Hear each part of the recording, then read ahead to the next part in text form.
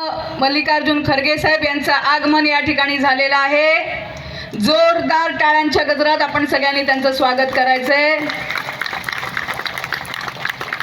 मल्लिकार्जुन खरगे साहेब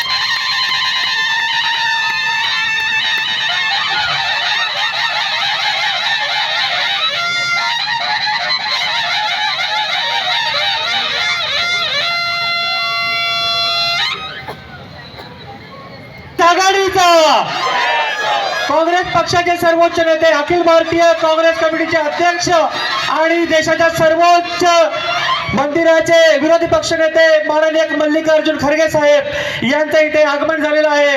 वसई विरार जिल्हा काँग्रेस कमिटीतर्फे आम्ही त्यांचे हार्दिक स्वागत करतो।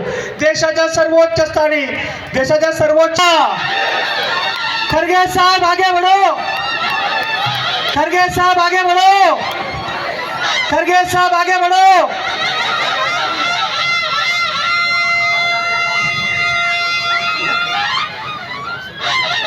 टाळ्यांच्या गजरात आपल्या अध्यक्षांचं स्वागत करायचं आहे।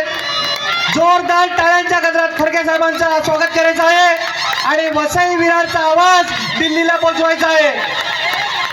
माननीय अखिल भारतीय काँग्रेस कमिटीचे अध्यक्ष, राज्यसभा विरोधी पक्ष नेते श्री मल्लिकार्जुन खरगे साहेब हे मंचावर विराजमान झालेले आहेत। त्यांचं वसई विरार जिल्हा काँग्रेस तर्फे तसेच महाविकास आघाडी तर्फे आम्ही सहर्ष स्वागत करतो। खरगे साहब आगे बढ़ो, खरगे साहब आगे बढ़ो। अखिल भारतीय काँग्रेस कमिटीचे अध्यक्ष खासदार श्री मानव भवानी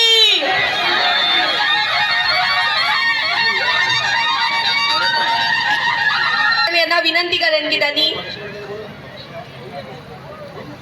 समुदायाला संबोधित करायचे आहे।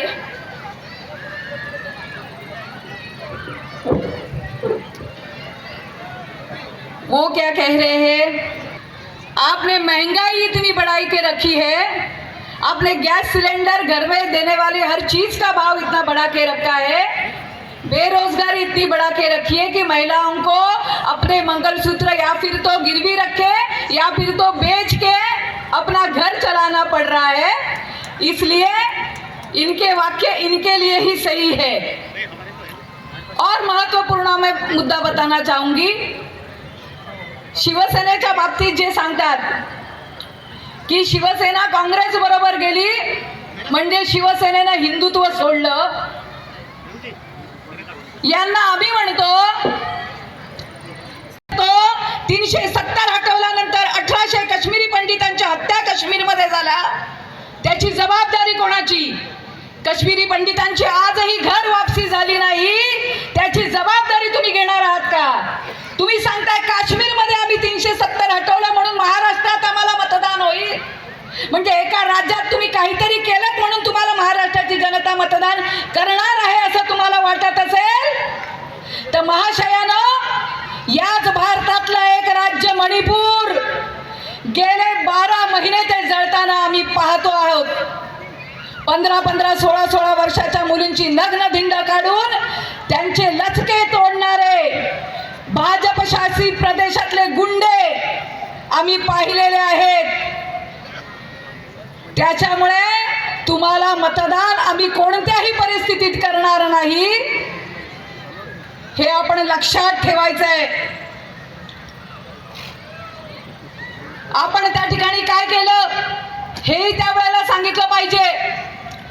महिला सुरक्षिततेसाठी माननीय उद्धव साहेब मुख्यमंत्री असताना अत्यंत महत्त्वाचा बलात्कारांना फाशी देणारा कायदा, शक्ती कायदा, ज्याच्यामध्ये पोलीस अधिकाऱ्यांनी जर तक्रार